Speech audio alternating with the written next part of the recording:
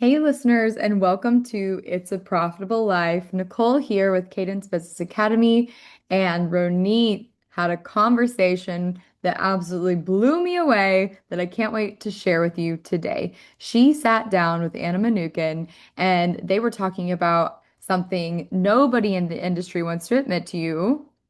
You can be making millions of dollars and still be broke. And here's what's going to happen. Here's what you're going to learn. You're going to learn about Anna Manukyan, who spent 27 years in this industry, 25 of those leading education teams for the biggest brands in beauty. She's taught thousands of stylists, managed national teams. She was leading a team of 30 educators when she was only 20 years old. She knows the mechanics of building artists and building leaders inside this industry really better than just about anybody else that I've sat down with or I've listened to on this podcast. She just has absolutely crushed it in this area, which is crazy because she's going to share with you her story. She discovered something, though, that changed the entire direction of her career. She looked around at everyone she cared about, everyone that she'd invested in, everyone pouring their entire lives into this industry, and realized that they were all facing the same silent crisis. They had no idea what to do with the money that they were making. She saw $1 million salon owners struggling to retire. She saw talented stylists and artists ending their careers with GoFundMe accounts, not because they weren't successful, but because success and wealth are just not the same thing. Her father came into this country as a political refugee from the Soviet Union, brought his family here for a better life. So when Anna told him that she was going into beauty school, his response was, "We brought you to this country so that you could cut hair." Has anybody else heard this before? He said, "How dare you embarrass this family?" She spent her entire career proving that beauty was a legitimate path to success. But she realized too late that nobody had taught her or anyone else exactly how they can build wealth from that success. So today we're talking about the difference between becoming an income generator and a wealth builder. It's about the fact that it's just never too late, honestly, but time absolutely matters. About teaching people that money has a job too, and about the fierce determination to make sure that the next generation doesn't have to figure this out the hard way. So, first of all, thank you, Anna Manukyan, for the good work.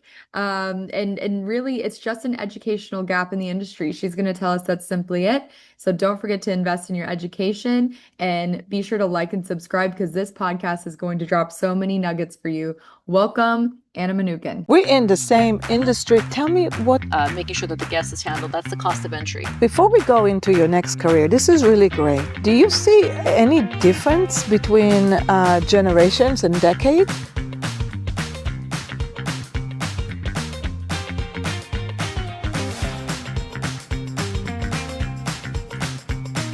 Anna, you've taught thousands of stylists over the few years that we've been knowing each other. Thousands of stylists who become a better stylist from the art perspective. I thought you did. For once, for some reason, I thought you did. Anyway, you've done it from the artistic view of developing a stylist, more in their confidence. And then you worked with Ulta, you worked with so many brands out there, developed your own skill, your own confidence on stage, speaking, and then you created a whole new shift in your career. And we're now teaching a different confidence. Something that is very, I don't know, I so relate to this because that's what we both do. You're doing it on a different side and we do it here on the other side. I'd love to dig into that. I would love to. Let's talk about the change. Like us women, they say about our industry that we are inconsistent, that we move around. Do you know, remember that? Oh, you move from one place to another. But I feel like we are the most consistent professional than anyone else. We're not moving from Google to Microsoft to this, to that. We're in the same industry, but we develop. So here we are. Tell me what brought the shift you decided and why.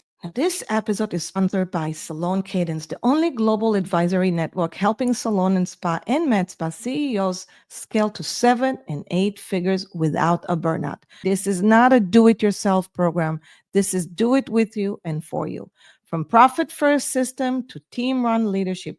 First, we fix the numbers, then we create the wealth, Then we will focus on CEO mindset, and we build the process with your team to give you the ultimate freedom to become the true CEO and visionary you are. We have helped thousands grow widely successful for freedom-driven companies in beauty, wellness, and regenerative medicine. If you're ready to grow, scale, and live a wealthy life, visit saloncadence.com. Well, I've had the pleasure of being in this, in this wonderful industry for 27 years, and I've been in the adult education side of this industry for about 25 of those years. Obviously, honestly, whether it was through Share with us, what adult education are you talking about? I worked for some of the largest brands Yes. around, with leading education teams, with training, as you said, thousands of stylists, of managing artists, of developing regional educators, really being on the professional side of education.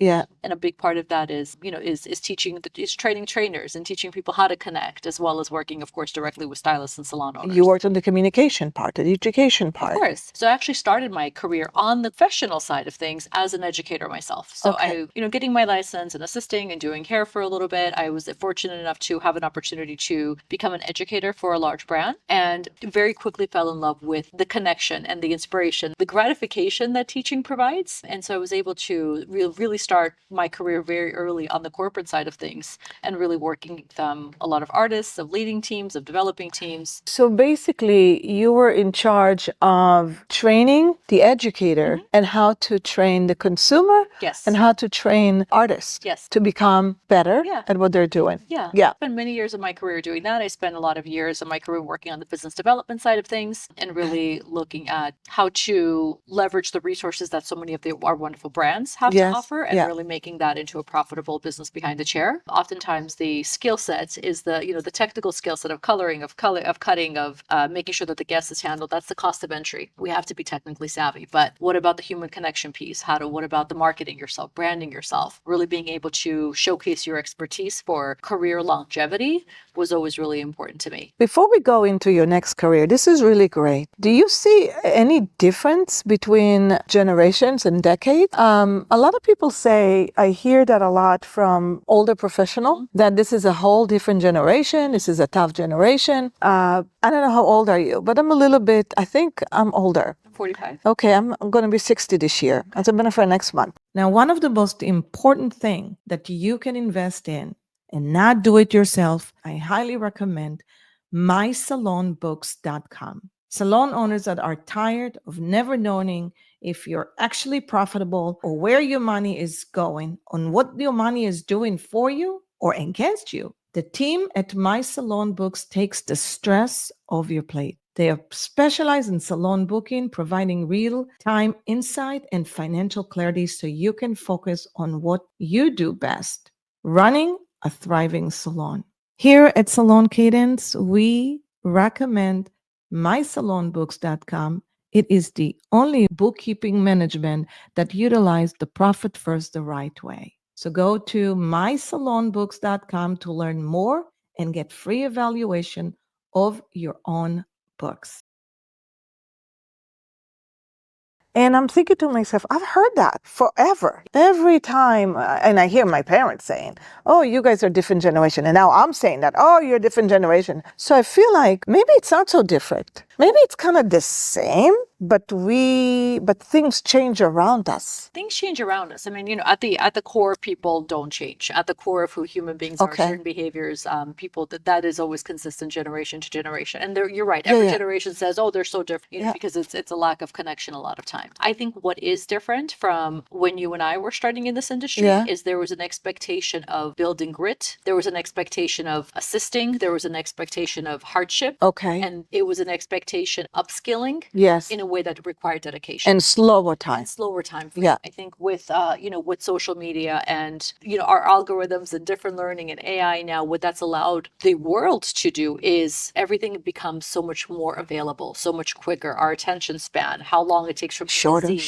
Everything is shorter and shorter. Yeah. And I think what this generation has the benefit of knowing is everything is quickly accessible. Yeah. Like YouTube learning. Of that, exactly. The downside of that is it's like, well, why would I go spend 10 year or 5 years or 2 years assisting someone or learning when I can, watch a couple of videos or do, and I don't mean to disqualify that by saying Of course, that, of course. if I have so much education available to me, then why do I need to go do 2 years of that? And so I think what, so many professionals who are a few generations ago struggled with is, I had to do this and I had to do this and I had to do this, and you just want everything quickly. And so there is disconnect there. Disconnect. Yeah, there's a disconnect. There's not much of blending there. Yeah, and that's where it needs to happen. Yeah, we definitely need some alliance of being on the same page with certain things, because there's a benefit to both. Both. So do you agree that we actually have great opportunity with the new talent? Absolutely. Right? And it's just a matter of figuring out what needs to work for them in order for to work for us. With this podcast or our show, it's Living a Profitable Life show, we're going to bring you so many great guests and lessons and teachings. So it's really is wonderful to have our partners, sponsors that helping us make this possible for everyone. But it is you who are going to make us better. So I'm asking you to always comment and let me know, how was this episode? Was it helpful? What else would you like to learn? What else would you like to see? It's predicted within the next few years, this industry, this beautiful beauty industry around the world is going to be growing by 8 to 10% incremental. That means opportunities to grow, to develop, to anything you want to be in this world. The thing is, the more you subscribe and share it with your friend, the more I can make this podcast be the best place for you. Any subject that you find is necessary, let us know.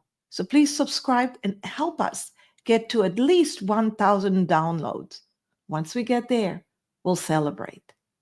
With this podcast or our show, it's Living a Profitable Life show, we're going to bring you so many great guests and lessons and teachings. So it's really is wonderful to have our partners, sponsors that helping us make this possible for everyone. But it is you who are going to make us better. So I'm asking you to always comment and let me know, how was this episode? Was it helpful? What else would you like to learn? What else would you like to see? It's predicted within the next few years, this industry, this beautiful beauty industry around the world is going to be growing by 8 to 10% incremental. That means opportunities to grow, to develop, to anything you want to be in this world. The thing is, the more you subscribe and share it with your friend, the more I can make this podcast be the best place for you. Any subject that you find is necessary, let us know. So please subscribe and help us get to at least 1,000 downloads. Once we get there, we'll celebrate. Yeah, and I mean, the really nice thing about you have children as well? I do. I have those two things. Yeah. Gabby and Willie, they're out of the house. Gabby is 35, Willie's 34. Amazing. So your kids are a little bit older than my kids. My kids are still in their early or late teens. Yes. They're late teens. And the interesting thing is their generation, the expectations of, I don't want to have to work all the time. I want to have more balance. I want to have harmony, more ethics behind what I do. I'm not going to do things just because it's expected. Do I feel good about it? Am I aligned with it? Does this feel good to me? And so I think they've been watching. Yes. But there's a beauty to that. And so I think if we don't always have to take the hardest road, is how can certain things flow and be of ease. I'm hoping that they discover some things that some paths to success that maybe we weren't able to before. Yeah. So now we change our career. We pivot from education and big brands and big corporation, and now Anna is moving into a whole different life. What happened? Well, after 20, I really started looking at, because I started in this industry very young. I had a corporate full-time role leading a team when I was 20 years old. I could not rent a car. I could not check into a Las Vegas hotel room by myself. Wow. And I had a team of 30 educators at the time some of them were at least twice my age at that time, as you can imagine. And so, I kind of laughed, like how I got that early in life, I don't know. That developed your confidence. But it absolutely did. And so when I was looking at what is going to be the crossroad of, when I look at a 40-year time frame of my life, of this career, of this industry, how is it that I want to continue to serve. And, I've been a vice president of education. I've led national teams. And when I look at kind of what's next for me, I wasn't sure what that was. Okay. I wasn't sure what that was. And so I was looking at, the opportunities of this industry of working across different salon owners, different stylists, different, independent contractors, artists, creatives. And the one thing that everybody had in common was, regardless of the level of success in this industry, somebody could be a multi-million-dollar salon owner, to an independent stylist, to a global artist, to somebody that does hair in their kitchen. One of the common threads that I saw was nobody knew what to do with the money that they were making. Yes. And I got really tired, quite honestly, of seeing people that I cared about that poured their entire life in this career, taking care of everyone else, not making money. Career, not only not make money, but end their career with a GoFundMe account. Yeah. Or not be able to retire or work into their 70s because they had to, not because they wanted to. And so I started looking for, this is many years ago now, I started looking for financial resources to bring to the teams that I was leading. Yes. And I had a really hard time doing so. Yeah. Because and I'm with you. Because you feel this little, you feel mentally completely handicapped because I'm like, I don't understand. And you're afraid to talk about it. You're embarrassed to talk about it. Yeah. Exactly. Yeah. And so, I had the realization of, if I'm struggling with this so much, so is everybody else. And so because I couldn't find the resources that I knew we needed, I essentially decided to become the resource. So I got my financial accreditations. I became a certified financial educator. I actually recently officially became a licensed fiduciary to be able to take the knowledge that I have of this industry, of the people in it, of, the many years of professional education, and really transform how it is that we view our finances, and really teach money, investments, retirement, all of the protecting your income in a way that's truly life-changing from a legacy standpoint, and in a way that's how to multiply once you do have that income. Exactly, because it's not just being an income generator, it's how are you a wealth builder? Just a wealth builder.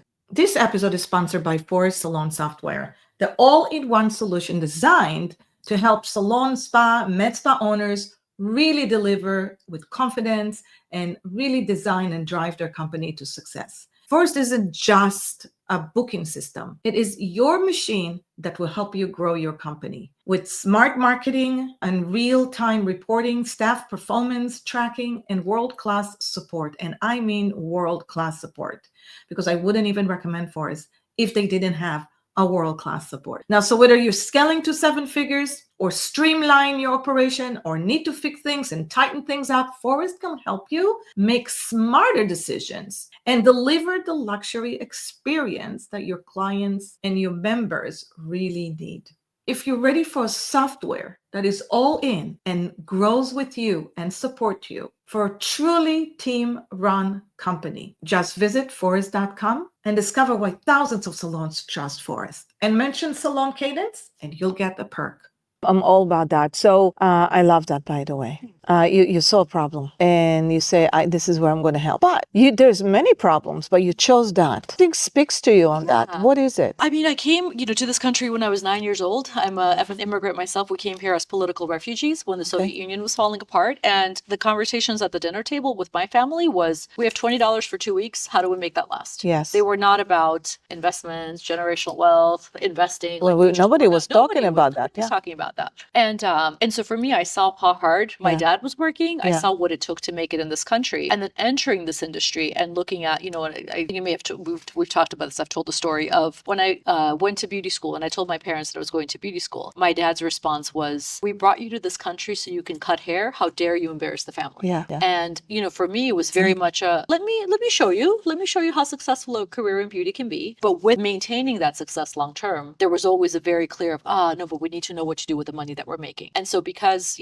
I come from a background of uncertainty and knowing what it takes to survive and seeing how many professionals truly continue to struggle with that, there's so much education that's incredible around, additional business building, additional, color and all of that. There's so much, but finance piece of it was such a gap that. Such a gap. And you never know who to trust. You never know who to listen to. Yeah. They always feel like you're in a car salesman type of a boutique where they're trying to sell you something just to make money. Fiduciary is a whole different story. It's a whole different story. And with somebody who is passionate about it, I love that. What is it part of multiplication, wealth generating that you educate right now? It's understanding how money grows. Okay. So we're in an industry where the longer we're in it, the less money we make. Yeah. Because we don't account for inflation, we don't account for physical decline, we don't account for client attrition. Physical decline is big. It's a big deal, right? And we think about it, for 30 years, you're going to get slower. Yeah. You're not going to continue to You're not going to bring new clients as much. Exactly. You're only going to keep the old. When closed books was a big, it's a flex, I'm not taking any more clients. Yeah. It's like, well, you keep advertising that you're not taking any more clients and your clients start to leave, die, pass away. Exactly. You need to take new clients all the time. Yeah. Advertise the fact that you have a waiting list. Yes. People on your waiting list, if nothing else, right? And so, and then and a lack of understanding how to invest the money. Those 4 key areas cause such a steady decline. So really, when you look at understanding what are the basics of compounding interest, of investments, of planning for long-term money growth, so that when you are healthy, when you are active, when you are working for your income, you're planting the seeds so that your income can work for you. Yeah. And it takes a while to learn all of that. What is your favorite part of recommendation? Like, where do you feel like it's helping? Or maybe the question for that is, okay, so I'm learning a lot about that too. That's not my expertise either. And always felt like, oh my God, I just don't know what to do with the money. I just don't know I have this much money. Should I put it in the market? Should I play with it myself? Should I have a fiduciary, and learning about the investment. Like, it's interested for me. I'm listening to podcasts nonstop from everybody tells you something different until you find somebody you can relay. And you feel like, okay, I understand that, but I'm afraid to do it. I'm afraid to invest in Amazon or the 100 STP or the 500 STP. So all of those things that comes to my mind, level of recommendation that if somebody comes to you, you can advise. Yeah, I mean, I think it's diversification. It depends on how old you are. It depends money, time horizon. It depends on your risk tolerance of where you are in your life, how many years you have until you have to, use that money, what your current financial situation is, of course, what are some of the baselines.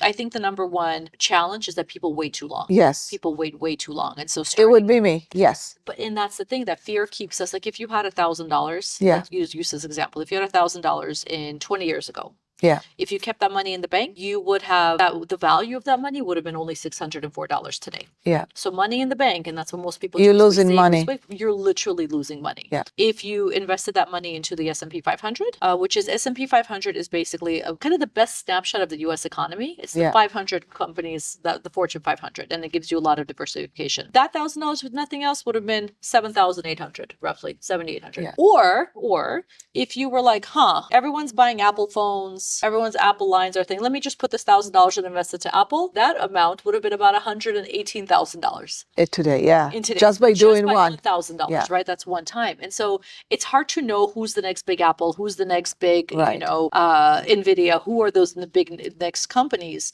But giving your money a job is the most important thing. Okay. And again, I'll say diversification, because especially for somebody that's completely new to it, there is risk involved. Yeah. A risk is more when you're betting on one single stock. Okay. Less risk. You want it.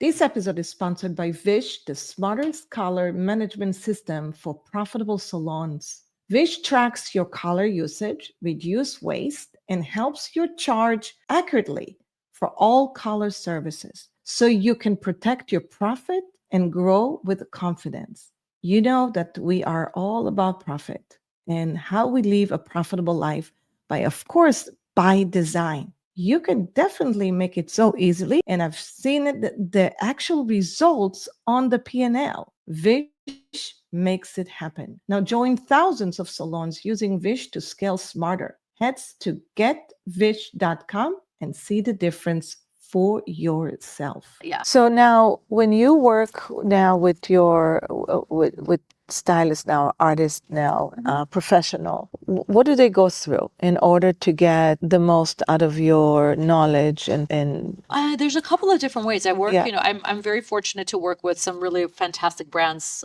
throughout the industry. Okay.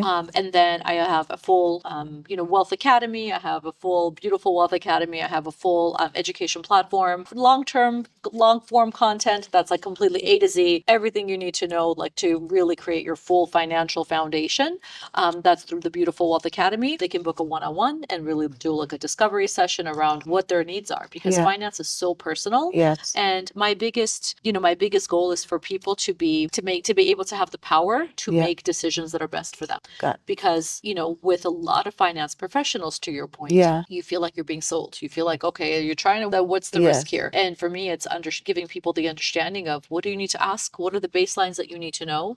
So that you can ask the questions. So you're not as scared or embarrassed, and really taking the shame out of that is a big key factor. Would you be the resource of telling them where they should invest? It depends. Sometimes you could. Sometimes, absolutely. Yeah.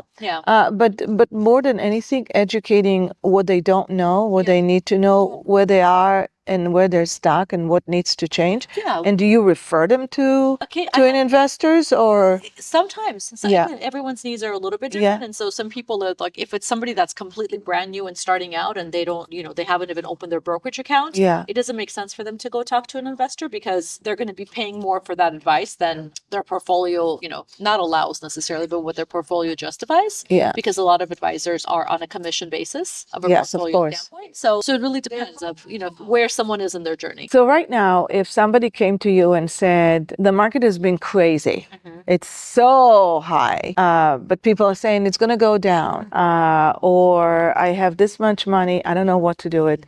What's your recommendation to do today?